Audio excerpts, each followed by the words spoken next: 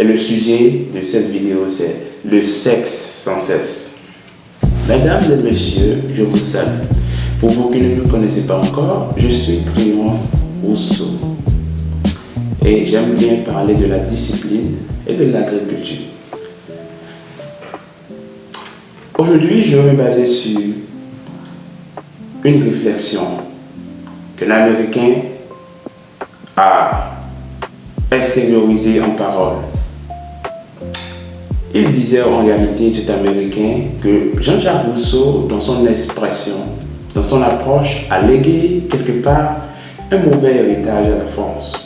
Et cet héritage consiste à dire que l'homme, de ses capacités, il a le droit d'exprimer ses besoins. C'est-à-dire quoi? Si quelqu'un est avec une faculté donnée, c'est normal dans l'expression de soi qu'il puisse l'exprimer, et voilà, la société pourrait l'accepter, devrait l'accepter. Quelque part, cette affirmation est fondée, mais dans un sens occidentalement parlant, cette affirmation est un peu erronée. Vous savez, nous vivons dans une société où nous sommes, la plupart des jeunes sont souvent tentés par rapport au sexe. Et le sujet de cette vidéo, c'est le sexe sans cesse. Le sexe sans cesse. J'ai fait l'expérience de regarder une vidéo des petits enfants, bien sûr, je l'ai fait il y a quelques mois ou quelques années. Et je regardais une vidéo sur les sciences mathématiques, une vidéo qu'on pouvait regarder avec des petits de, je sais pas, de 8 ans, de 9 ans, de 10 ans, et ainsi de suite. Et je tombe sur une portion de la vidéo, même s'il n'y avait pas eu de débat sexuel, il y avait quand même d'approche de sexualité.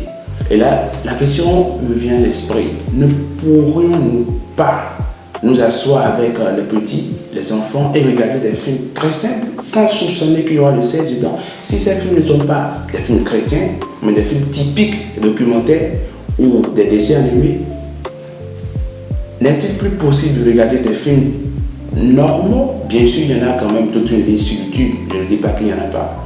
Tout ce que j'essaie de dire, c'est quoi? Je ne suis pas en train d'accuser des catégories de personnes, mais je suis en train de dire, jeunes, faisons attention. Tout ce qui est gratuit n'est pas non plus profitable à notre corps, encore moins à notre esprit et à notre âme. Tout ce qui est gratuit n'est pas adjuvant pour notre propre développement. Alors, faisons vraiment attention. Et ce qui est marrant avec l'industrie de X, la pornographie, vous l'aurez compris, c'est qu'ils mettent moins de 18 ans, moins de 16 ans.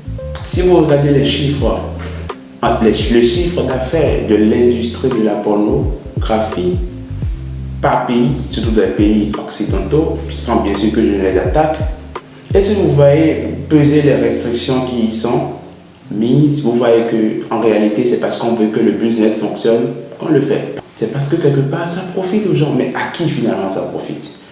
Je ne suis pas en train de faire une vidéo tendance. Je nous rappelle à nous qui avions quand même un petit souci de notre avenir, de savoir faire attention à ce que nous consommons.